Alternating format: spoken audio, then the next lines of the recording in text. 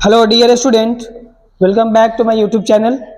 आप सभी जो भी छात्र और जो भी हमारे चैनल पे जुड़े हुए हैं, चाहे वो यूट्यूब चैनल पे हो या सोशल मीडिया के तौर से फेसबुक से कनेक्टेड हो, जो हमारे वीडियोस को लगातार देख रहे हो, जो हमारे क्लास से जुड़े हो, वैसे बच्चे सबको बताया गया है कि जो हमारा हिंदी गोदली क्लास 10 का जो बुक चल रहा है हिंदी का, उसमें चैप्टर 9, ये चैप्टर 12 तक है, जो हमारा गद्य का हिस्सा है, कहानी का हिस्सा है, जिसमें हम 1 से 8 चैप्टर को पढ़ चुके हैं और आज 9 चैप्टर को यानी 9वीं पार्ट को लेकर उपस्थित हैं। आविन्यो बहुत अच्छी ये कहानी है अशोक वाजपेयी की। इसको ललित रचना के तौर पे भी देखा गया है और जिस तरह से हम सभी पाठ को समझते आए हुए हैं, पाठ का हेडिंग और हेडिंग समझने के बाद उसके राइटर जो हैं वो क्या कह रहे हैं, उनका बायोग्राफी क्या है, ये बहुत ही इंपॉर्टेंट होता है किसी भी चैप्टर के लिए। तो ये आविन्यो जो है, सबसे पहले मैं बता दूं कि ये एक स्थान का, एक जगह का नाम है जिसके बारे में अभी हम लोग पढ़ेंगे।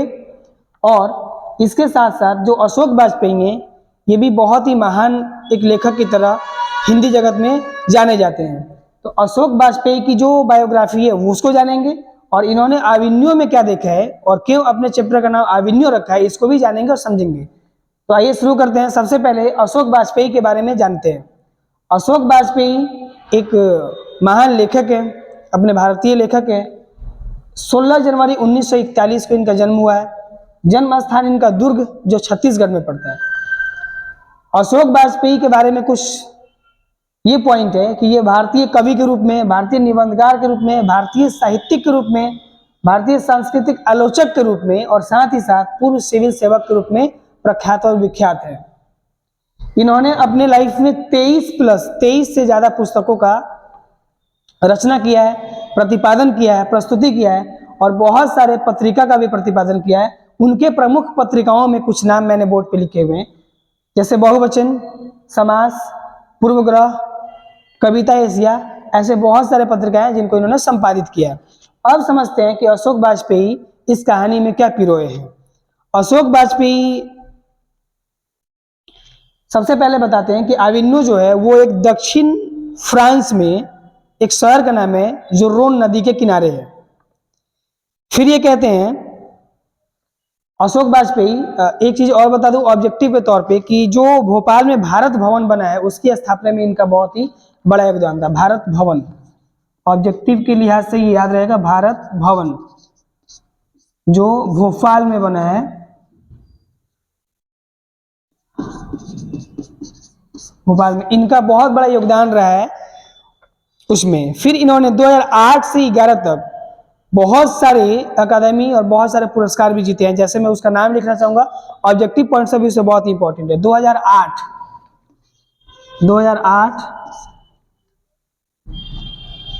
से 2011, इसमें इन्होंने ललित कला अकादमी, ललित कला अकादमी पुरस्कार, भारतीय राष्ट्रीय कला अकादमी, भारतीय राष्ट्रीय कला अकादमी पुरस्कार और सांस्कृतिक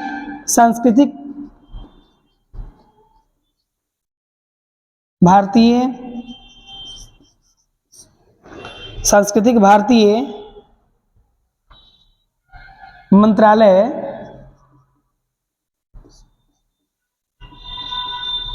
भारत सरकार का, जिसमें ये अध्यक्ष के पद पे रहे हैं।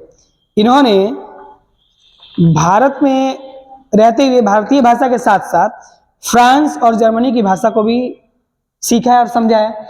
और ये बताते हैं कि जो आविन्यो है एक शहर है, एक जगह है जिसे एक स्मरण के रूप में लिया गया, याद करने के व्यू से हम लिया गया है। और इसमें ये बताते हैं यह कभी, जैसे इसकी राजधानी जो थी कभी पोप हुआ करती थी, तो पोप राजधानी को बताया गया कि इस राजधानी पोप हुआ करती थी। लेखक जिस साल आविन्यो गए थे, यानी कि आविन्यो जो जगह पे ये गए थे, उस समय भारत जो था इस समारोह का मुख्य केंद्र था, भारत को ही इस समारोह का केंद्र बनाया गया था। और इन्होंने इसमें बताया कि आविन्यो का इस्तेमाल आजकल संग्रहालय के रूप में होता है। यानी कि इतना पुराना ये जगह है, एक प्लेस है जिसका इस्तेमाल आजकल संग्रहालय के रूप में किया जाता है। इसके स्थापत्य को, जो ये स्थापना हुआ है इसका, इस स्थापत्य को मौन का स्थापत्य कहा जाता है। फिर यह स्थान को अशोक वाजपेयी ने बताया कि यह स्थान जो है शांति और ध्यान के लिए बहुत ही उपयुक्त है।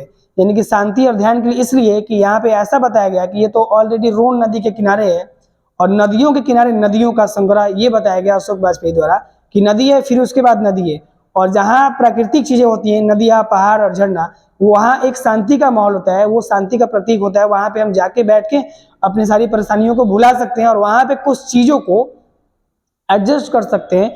अकेला बैठना, किसी चीज को सोचना समझना, इन सभी चीज को इसमें बताया गया है। फिर वो कहते हैं कि जो ये अविन्यो है, ये अविन्यो एक ऐसा शहर है जहाँ पे अशोक वाजपेयी ने अपना ज़्यादा समय बिताया। ये एक, इसको कह सकते हैं कि फ्रांसीसी और दक्षिणी फ्रांसीसी एरिया का एक शहर है जहाँ पे इन्होंने समय बिताया और अपने बिताए हुए समय में इन्होंने बहुत कुछ सीखा है। और ये बताया कि भले ही हम भारत के लेखक हैं और भारत को रिप्रेजेंट कर रहे हैं, लेकिन जब भी ये विदेशों में जाते हैं तो उस भाषाओं का गरिमा का ख्याल तो रखते ही हैं, अपने भारतीय भाषाओं को और भारतीय संस्कृति को उजागर करने के लिए बहुत सारी चीज़ों को रखते हैं। अविन्यो में मुख्य रूप से ये कह रहे हैं कि ये जैसे सिविल सेवा परीक्षा में भी, सिविल सेवा सर्विसेज में भी रहे हुए, और जो इन्होंने एक सांस्कृतिक आलोचक के रूप में, निबंधकार के रूप में, भारतीय कवि के रूप में, और 23 से ज़्यादा पुस्तकों का जो इन्होंने विमोचन किया, बहुत सारे पत्रिका और रचनाएं लिखा है, इन सभी में इन्होंने भारत को बहुत आगे रखा है। और अविन्यो जो है वहाँ पे भारतीय संस्कृति को, बहुत सारा चीज़ों को उसमें बताया गया है। और अविन्यो को बताने के बाद ये बता रहे हैं कि जिस साल ये अविन्यो में समारोह कर रहे थे उस साल भारत जो है उसका केंद्र बना होता है, और बहुत सारी बातों को वहाँ पे कहते हैं। तो इस तरह से हम इनके बहुत सारे पुरस्कार, बहुत सारे लेख, बहुत सारे रचना और पत्रिका को इंक्लूड करके, इनके ऑटोबायोग्राफी को, इनके जन्म से लेके इनके सारे कथाएं को इंक्लूड करके, और अविन्यो में मुख्य रूप से इन्होंने क्या बताया है उस सबको इंक्लूड करके और एक सारांश बना सकते हैं, जिससे ये अच्छा समरी हो जाएगा, सारांश निकल जाएगा। इस तरह से 9 चैप्टर को खत्म किया जाता है। तो फिर हम अगले चैप्टर में मिलेंगे जिसका चैप्टर 10 होगा, और उसमें हम लोग समझेंगे। तब तक के लिए इस वीडियो में इतना ही। आप लोग वीडियो को देखिए, समझिए, लाइक एंड सब्सक्राइब करें, दोस्तों को बहुत सारे तक दूर तक पहुंचाएं। Thank you for watching this video.